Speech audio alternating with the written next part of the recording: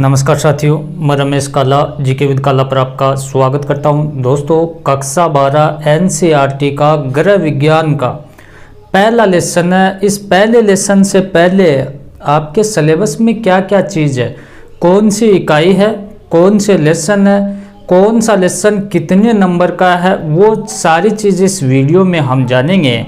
अगर किसी को ये वहम हो कि ये सब्जेक्ट तो छोरियों का है ना, तो मारी छोरी छोरा कम को नहीं है। आपने सुना होगा कि आपने देखा भी होगा कि क्रिकेट में, हॉकी में, यहाँ तक कि दंगल में हर जगह लड़कियों की भूमिका है। और ये गलती आप न करें कि ये सब्जेक्ट है वो लड़कियों का है। नहीं, ये सब्जेक्ट अपने कैरियर को मजबूत बनाने वालों के लिए है। होम साइंस में भी पहले वाली बात नहीं रही कि उसमें खाना पकाना, बनाना, खाना ये सिस्टम होता था। इसमें बहुत ही अच्छी अच्छी चीज़ें हैं जिनको हम प्रत्येक को डिटेल से पढ़ेंगे।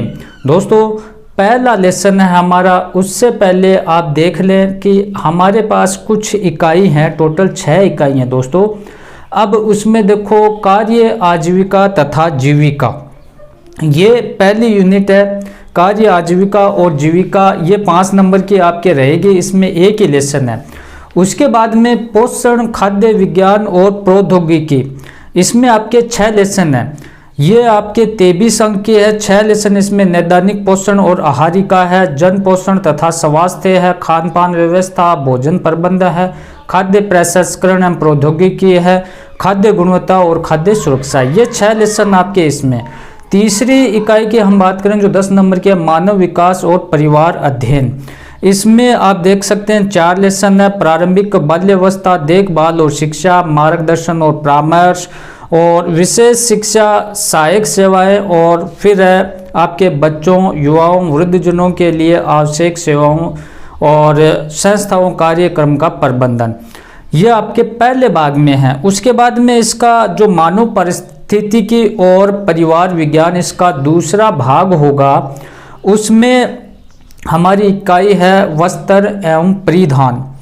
दोस्तों, वस्त्र एवं परिधान में ये इकाई है 17 नंबर की, आप देख सकते हैं। पर इसमें कुछ लेसन हम आपको बता देता हूँ। वस्त्र एवं परिधान के लिए डिजाइन तैयार करना, फैशन डिजाइन और व्यापार, वस्त्र उद्योग में उत्पादन, गुणवत्ता नियंत्रण, संग्रहालयों में वस्त्र संरक्षण और संसाधनों में वस्त्रों की देखभाल और रख रखाव। उसके बाद में आपकी 5 की इकाई आप देख सकते हैं संसाधन प्रबंधन। संसाधन प्रबंधन में कुछ हमारे लेसन देखने को मिलेंगे। 10 अंक की है ये। इसमें मानव संसाधन प्रबंधन है, आतिथ्य प्रबंधन है, श्रम प्रभाविकी है, समारोह प्रबंधन है और उपभोक्ता शिक्षा और संरक्षण है। उसके बाद में संचार एवं विस्तार से संबंधित आपके एक इकाई है, 5 अंक की है, उसमें हम पढ़ेंगे। और इस प्रकार से ये आपका सैद्धांतिक पेपर होगा 70 नंबर का, और प्रैक्टिकल रहने वाला आपका 30 अंक का। तो इस प्रकार से ये 100% आपके हो जाएंगे, कोई दिक्कत वाली बात नहीं है। देखो, तेज़ गर्मी है, वीडियो को शेयर ज़रूर करें, लाइक करें, और चैनल पे आप नए तो चैनल को आप सब्सक्राइब कर लें, क्योंकि हिस्ट्री, पॉलिटिकल, ज्योग्राफी और आपकी ये गृह विज्ञान और ड्राइंग ये मेन रूप से आपको पढ़ाए जाएंगे, और कई विषयों के मोस्ट इंपॉर्टेंट चीज़ें आपको मिलेंगी। तो नए सत्र पर आधारित है बोर्ड एग्जाम 2021-22 के लिए। पहला हमारा लेसन है कार्य, आजीविका तथा जीविका। ठीक है, अब इसमें देखो कार्य क्या होता है, हमें ये देखना है पहली चीज़ कि कार्य क्या होता है। आपको पता है जो हम डेली रूटीन जो करते हैं वही तो काम है, वही तो कार्य है। अब देखो, कार्य मूलतः ऐसी गतिविधि होती है जिसमें सभी मनुष्य किसी उद्देश्य की पूर्ति के लिए करते हैं। देखो, किसी उद्देश्य की पूर्ति के लिए जो एक्टिविटी करते हैं, जो गतिविधियां करते हैं, वही तो कार्य है। सभी मनुष्यों के लिए कार्य मुख्यतः दैनिक जीवन की अधिकांश गतिविधियां होती हैं। जैसे कि हमारी रूटीन की जो लाइफ स्टाइल चलती आ रही है, उसमें जो हम एक्टिविटी करते हैं वही कार्य है। अब देखो, कार्य के द्वारा प्रत्येक मनुष्य इस संसार में एक स्थान पाता है। अब प्रत्येक मनुष्य इस संसार में एक स्थान पाता है, किसके जरिए से? कार्य के जरिए से। कार्य के द्वारा ही पहचान बनती है। हम ये कहते हैं कि कोई प्लम्बर का काम करता है तो वो प्लम्बर हो गया, कोई इलेक्ट्रिशियन का काम करता है वो इलेक्ट्रिशियन हो गया, कोई पुचका बनाने का काम कर रहा है, कोई समोसा बनाने का कार्य कर रहा है, तो उसके द्वारा उसको पहचान तो मिल रही है ना। नए संबंध बनाता है। नए संबंध कैसे बनाता है? नए संबंध जैसे कि हमने बिल्डिंग तैयार की, उसमें हमें लाइट फिटिंग करवानी है, तो हम इलेक्ट्रिसिटी वाले को बुलाएंगे और उस इलेक्ट्रिक को हम वो टेंडर देंगे कि ये कार्य हमें ये बल्ब चाहिए, ये पॉइंट चाहिए, कितने रुपए पॉइंट के लगेंगे। इस प्रकार से हम उसको टेंडर देते हैं और वो हमसे एक संबंध भी बनाता है, आपस में भाईचारे का संबंध बनाता है। तो वो कार्य के द्वारा ही होता है। तो कार्य क्या होता है कि संसार में स्थान दिलाता है, संबंध बनाता है, विशिष्ट प्रतिभाओं और कौशलों का उपयोग करता है। जो जैसे कि मैंने जो ये उदाहरण दिए, ये विशिष्ट प्रतिभाओं और कौशलों का ये इसमें उपयोग करता है। सभी पता है कि आपको, जैसे कि आप लाइट फिटिंग करने वाला होता है, उसको आजकल बिल्डिंग में कहते हैं कि आपको अंडरग्राउंड फिटिंग करनी है। तो वो क्या होता है कि छत के ऊपर से उस पाइप होता है, उस पाइप को फिर हम प्लास्टर करवाते हैं, उस प्लास्टर में पाइप को दाब देता है, उसके बाद में उसमें से तार को निकालना, ये उसका कौशलित है, उसकी प्रतिभा तो है, ये उसका उपयोग करता है कार्य के द्वारा। अब मनुष्य के कार्य करने के उद्देश्य क्या है? किन उद्देश्य से मनुष्य कार्य करता है? तो पहला तो सीधी सी बात है, सभी को पैसे चाहिए, है ना। तो धन अर्जित करने के लिए, जिससे परिवार का खर्च चल सके, आत्मनिर्भर बनने के लिए। समाज में कुछ लोग ऐसे भी है जो आनंद, कर्तव्य तथा समाज को योगदान इत्यादि के लिए निरंतर कार्य करते हैं, पर वो धन अर्जित नहीं कर सकते, जैसे माता और गृहिणी। बहुत ही ध्यान से इस चीज़ को आप समझें कि मनुष्य कार्य करने के उद्देश्य होते हैं, वो धन अर्जित करना चाहता है, पैसे कमाना चाहता है, घर खर्चा चलाना चाहता है। लेकिन कुछ लोग ऐसे भी कार्य करते हैं, किस प्रकार से? निरंतर कार्य करते हैं लेकिन धन नहीं मिलता उनको, धन अर्जित नहीं करता। जैसे घर में गृहिणी होती है, माताएं होती है हमारी, जो घर में रूटीन का कार्य करते हैं, रोटी बनाना, कपड़े की धुलाई करना, तो इसमें कोई पैसे वगैरह नहीं मिलते हैं, तो बिल्कुल बगैर धन अर्जित किए भी कार्य किया जाता है। अब यहाँ महत्वपूर्ण चीज़ ये है कि अर्थपूर्ण कार्य क्या है। अर्थपूर्ण कार्य क्या है? ऐसा कार्य जिसका कोई ना कोई अर्थ निकलता हो, जिसका कोई मतलब हो, जिसका कोई औचित्य हो, वो क्या होता है? अर्थपूर्ण कार्य होता है। ऐसे कार्य को करने के लिए व्यक्ति ध्यान ज़्यादा लगाता है, ज़्यादा उस पर बल लगाता है। तो अर्थपूर्ण कार्य क्या होता है कि ऐसा काम जिसे जिम्मेदारी से किया जाता है ना, जिम्मेदारी से किया जाता है, जो अर्थपूर्ण होता है, जिसमें आनंद हो, व्यक्ति में विश्वास जागृत होता है। जिस काम का कोई ना कोई अर्थ निकलता है ना, वो काम, जैसे कि आप पढ़ाई करते हो, सीनियर में हो, तो आप पढ़ाई कर रहे हो, तो आपको ये लग रहा है कि मेरे को सीनियर में 90% से ऊपर प्रतिशत चाहिए होम साइंस में, तो आप मन लगाकर पढ़ाई कर रहे हो, जिम्मेदारी से काम कर रहे हो, आपका अर्थ है, आपका मतलब है, आपका औचित्य है 90% से ऊपर लाना। तो ऐसे काम करने से आप टारगेट बनाकर काम करते हो, तो वो अर्थपूर्ण काम होता है और उसमें आपका विश्वास जागृत होता है और व्यक्तिगत विकास में ये योगदान देता है। और विकास तो होगा जब आप जिम्मेदारी से पढ़ोगे, विश्वास के साथ में पढ़ोगे, तो व्यक्ति का विकास होगा। फिर है जॉब, नौकरी और जीविका, मतलब जॉब और कैरियर। होम साइंस में कुछ चीज़ें ऐसी आएगी कि जैसे डेली रिटेन में हम एक जैसी उनको समझते हैं, लेकिन उनमें अंतर होता है। ठीक है, अब किस प्रकार से क्या अंतर है, ध्यान से आप देखें तो आप देखोगे कि नौकरी, अब जॉब की बात कर रहा हूँ मैं। अब जॉब क्या होता है, आपको सभी को पता, नाम आपने सभी ने सुना है कि हम पढ़ाई करते हैं, पढ़ाई करने के बाद में हम नौकरी के लिए, ज़्यादातर नौकरी के लिए हमें पढ़ाई करते हैं, लेकिन कैरियर उससे थोड़ा सा भिन्न होगा। किस प्रकार से? नौकरी में जब हम लगेंगे तो उसमें हमें निश्चित ड्यूटी मिलेगी, निश्चित कार्य मिलेगा, निश्चित वेतन मिलेगा, हम किसी के अधीन होंगे, दबाव में रहेंगे। लेकिन कैरियर में ऐसा नहीं होगा, कैरियर में खुद का मनमर्जी रहेगा, कैरियर में हम मन के मालिक रहेंगे, हमारा खुद का वो बिजनेस हो सकता है, हमारा खुद का वो कार्य या काम धंधा कुछ भी हो सकता है, वो हमारा कैरियर होगा। अब ध्यान से इसको आप समझें, जॉब या नौकरी ऐसा कार्य जो हम धन कमाने के लिए करते हैं, नियमित कार्य करते हैं, है ना, धन कमाने के लिए करते हैं, नियमित कार्य करते हैं, तो वो क्या होगा, वो नौकरी होगी। जीविका की अगर हम बात करें, कैरियर की हम बात करें, तो इसके द्वारा कोई व्यक्ति अपनी मूलभूत आवश्यकताओं की पूर्ति करता है। अब इससे मूलभूत आवश्यकताओं की पूर्ति करता है और अपने जीवन शैली को बनाए रखता है। किससे? कैरियर के द्वारा। कैरियर जीवन को बेहतर बनाने की प्रबल इच्छा और आगे बढ़ने में मदद करता है। अब कैरियर की जब जब हम सोचेंगे कि हमें कैरियर, खुद का कैरियर बनाना है, खुद का हमें ये कोई भी चीज़ है, ये प्रोडक्ट बनाना है, ये फैक्ट्री हमें खुद की इस्टेब्लिश करनी है, तो जब जब भी हम कैरियर के सोचेंगे तो जीवन के प्रति हमारी प्रबल इच्छा हो जाएगी, है ना, और आगे बढ़ने में ये मदद करेगा।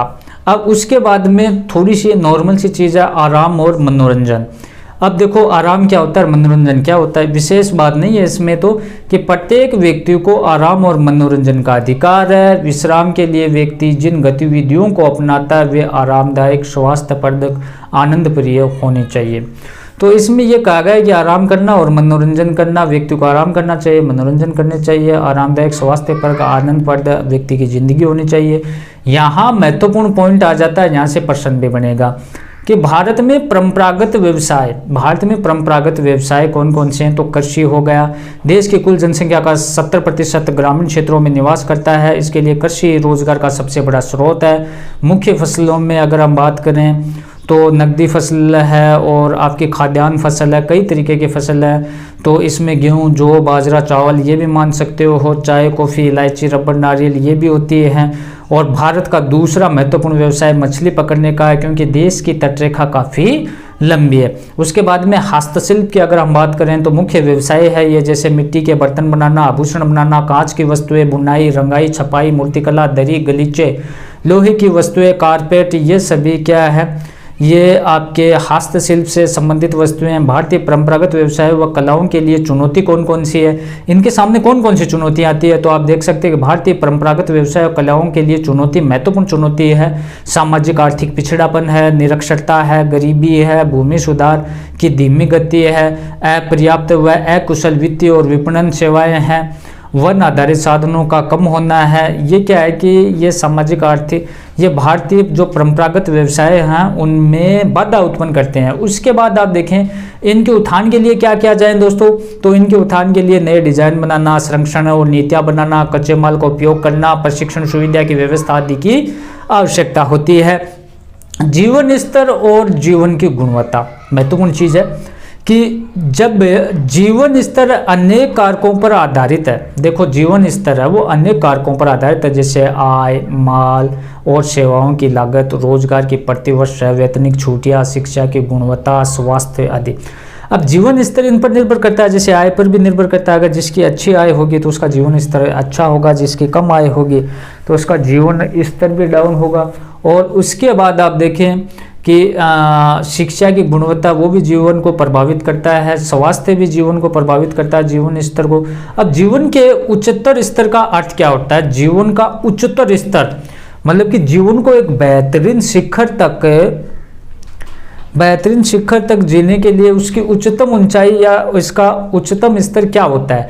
तो प्रत्येक व्यक्ति और समाज को उच्चतर गुणवत्ता और उचित मात्रा में सामग्री और सेवाएं उपलब्ध हो तथा शारीरिक स्वास्थ्य के लिए योगदान ये करें। तो उच्चतर स्तर का अर्थ यह है कि प्रत्येक व्यक्ति समाज की उच्चतर गुणवत्ता, समाज में जो भी गुणवत्ता है वो उसको मिले, उचित मात्रा में उसको सामग्री मिले, प्रत्येक सामग्री मिले, प्रत्येक सेवाएं उसको उपलब्ध हो, शारीरिक मानसिक स्वास्थ्य संबंधित उसको हर प्रकार से सुविधा मिले, तो वो जीवन के उच्चतर स्तर को प्राप्त करता है। उसके बाद में गरीबी रेखा की अगर हम बात करें तो गरीबी क्या है, तो आय का वह न्यूनतम स्तर है जो किसी देश में जीवन का उपयुक्त स्तर पाने के लिए आवश्यक होता है।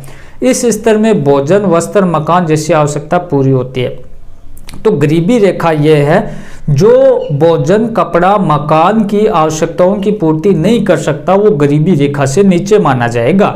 अब विकास की अगर हम बात करें तो ये तो देखो चर्चित सा शब्द हो रहा है विकास, कि विकास नहीं हुआ, इतने सालों में नहीं हुआ, कोई कह रहा 14 साल में नहीं हुआ, कोई कहा 70 साल में नहीं हुआ, 7 साल में नहीं हुआ, ऐसी ऐसी चीज़ें देखने को मिलती है।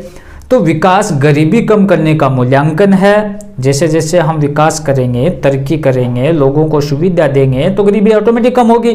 तो गरीबी कम करने का मूल्यांकन है, परंतु किसी राष्ट्र या वर्ग के विकास की गति उसके सभी सदस्यों की उत्पादकता और सफलता पर निर्भर करती है। तो यहाँ ये कह रहा है कि विकास तभी होगा जब प्रत्येक व्यक्ति की गरीबी रेखा से वो ऊपर जाएगा। स्वैच्छिक सेवा या सामाजिक सेवा, अब ये क्या होती है स्वैच्छिक सेवा और सामाजिक सेवा? तो अपनी इच्छा से सेवा जिसमें व्यक्ति बिना किसी वित्तीय या भौतिक लाभ की प्राप्ति के उद्देश्य से दूसरों के लिए कार्य करता है। स्वैच्छिक सेवा मतलब खुद की इच्छा से सेवा करना, बिना पैसा के, बिना लोभ लालच के। और सामाजिक सेवा, समाज की सेवा करना, ठीक है। तो अपनी इच्छा से जिसमें व्यक्ति बिना किसी वित्तीय मतलब बिना कोई पैसों के, भौतिक सुख सुविधाओं के, लाभ के, इनको प्राप्त करने के उद्देश्य से नहीं, बल्कि बिना लाग लपट के, बिना कुछ लिए जो सेवा देता है, स्वैच्छिक सेवा और सामाजिक सेवा वो कहलाती है। इसका महत्व क्या है? तो सामाजिक सेवा से मन को शांति मिलती है और ये रचनात्मकता को बढ़ाने और नया सोचने में मदद करती है। रचनात्मकता मतलब नए नए आविष्कार करना, नई नई चीज़ों को बनाना, और ये क्या है कि इसमें सहयोग करती है। इससे व्यक्ति का संपूर्ण व्यक्तित्व तरोताजा हो जाता है।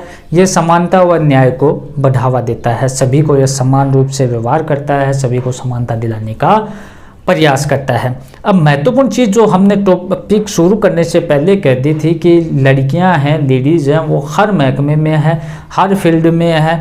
तो इसके लिए ये नहीं कि उनको पुरुषों से कम आंका जाए, लेकिन बहुत सी परिस्थितियां ऐसी थी और उनको सुधार करने के, जैसे बेटी बचाओ बेटी पढ़ाओ, कस्तूरबा गांधी महाविद्यालय, कई ऐसे कार्यक्रम आए जिनके द्वारा महिलाओं को उत्थान किया गया, लड़कियों का। और कई ऐसे श्रम से संबंधित, मजदूरी से संबंधित भी एक्ट आए जिसमें महिलाओं को उत्थान की ओर अग्रसर किया गया। भारतीय संविधान में भी महिलाओं को रिजर्वेशन के तहत या कैसे भी समानता का अधिकार दिया गया। तो हम देखेंगे महिला पुरुष से जुड़े कुछ कार्य के मुद्दे। अब कार्य के मुद्दे कौन कौन से हैं? प्राय समाज में ऐसा माना जाता है कि कठोर कार्य पुरुष और कोमल मतलब हल्के कार्य वो स्त्रियों के होते हैं। ऐसा माना जाता है कि जैसे कि बिल्डिंग लाइन का काम है वो पुरुष का होता है, लेकिन ऐसा नहीं है। आपने देखा होगा बिल्डिंग लाइन पर भी लेडीज़ है वो कार्य करती हैं, एजुकेशन फील्ड में करती हैं, स्वास्थ्य फील्ड में, आपके स्पोर्ट्स फील्ड में, कहीं भी आप जाओ लेडीज़ किसी से भी पीछे नहीं है। इसीलिए मैंने कहा था कि मारी छोरी छोरियाँ कम थोड़ी है ना, मारी छोरी छोरा सा कम थोड़ी ना है, ऐसे ही कुछ था। तो प्राय समाज में ऐसा माना जाता है कि कठोर कार्य पुरुष और कोमल हल्के कार्य स्त्रियों के होते हैं, परंतु स्त्री वो सभी कार्य कर सकती है जो एक पुरुष कर सकता है या करता है। कमाने में सक्रिय भागीदारी और परिवार के संसाधनों में योगदान देने के बावजूद स्त्रियों को स्वतंत्र रूप निर्णय लेने और स्वतंत्र रहने की मनाही है। तो देखो यहाँ ये कहा गया है कि वो स्वतंत्र निर्णय नहीं ले सकती लेडीज़, और काम बराबर करती है।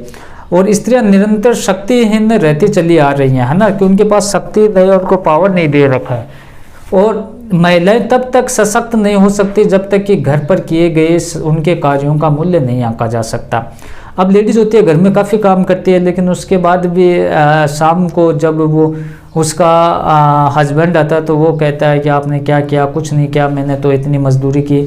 लेकिन उसके अगर टोटली घर का कार्य देखा जाए तो उस पति से भी उसका कुछ ना कुछ ज़्यादा होता है, बच्चों को संभालना, घर को संभालना।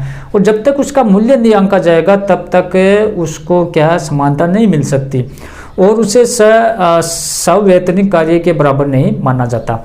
तो ऐसे कार्यों को भी उसको सवैतनिक कार्य के बराबर माना जाना चाहिए। और उसके बाद हम देखें कि स्त्रियां और उनके कार्य से संबंधित मुद्दे, तो इसमें देखो कुशल कारीगरों की आवश्यकता के कारण श्रम बाजार में स्त्रियों की भागीदारी के अवसर में कमी आई है ना। और आदमी को मुख्य कमाई करने वाला माना जाता है, स्त्रियों को कमाई पूर्वक और गौण माना जाता है। स्त्रियों से संबंधित अन्य मुद्दे तनाव और स्वास्थ्य पर प्रतिकूल प्रभाव पड़ता है। बिना जेंडर भेदभाव के कार्यस्थलों पर सुनिश्चित सुरक्षा होनी चाहिए, मातृत्व लाभ मिलना चाहिए, बच्चे की देखभाल के लिए सामाजिक सहायता मिलनी चाहिए। और संवैधानिक अधिकार की हम बात करें तो अधिनियम और सरकारी पहल भी इसके लिए किए गए हैं। भारत संवैधानिक महिला और पुरुष को समानता का अधिकार और रोजगार की गारंटी देता है, कार्य के घंटे निश्चित करता है, समान कार्य के लिए समान वेतन का प्रावधान है। 1948 का फैक्ट्री अधिनियम आया था, 1952 का बागान श्रम अधिनियम आया था, कर्मचारी राज्य बीमा अधिनियम और मातृत्व अधिनियम 1961 आया था। और शिक्षा हेतु कस्तूरबा गांधी बालिका विद्यालय में सर्व शिक्षा अभियान चलाया गया। ये योजना भारत सरकार के कानून राइट टू एजुकेशन को लागू करने में सहायक होगी। तो इस प्रकार से कुछ मोटी मोटी चीज़ें हमने देखी। दूसरे पार्ट में इसको कंप्लीट कर देंगे। जो इसमें क्वेरीज आपकी बच्ची हैं वो कमेंट के द्वारा मुझे बताएं, दूसरे पार्ट में उसका सॉल्यूशन करेंगे। वीडियो अगर पसंद आए तो इसे प्लीज़ लाइक शेयर ज़रूर करें। धन्यवाद साथियों। प्लेलिस्ट में जाकर देखें और डिस्क्रिप्शन में प्रत्येक का लिंक मिलेगा। धन्यवाद।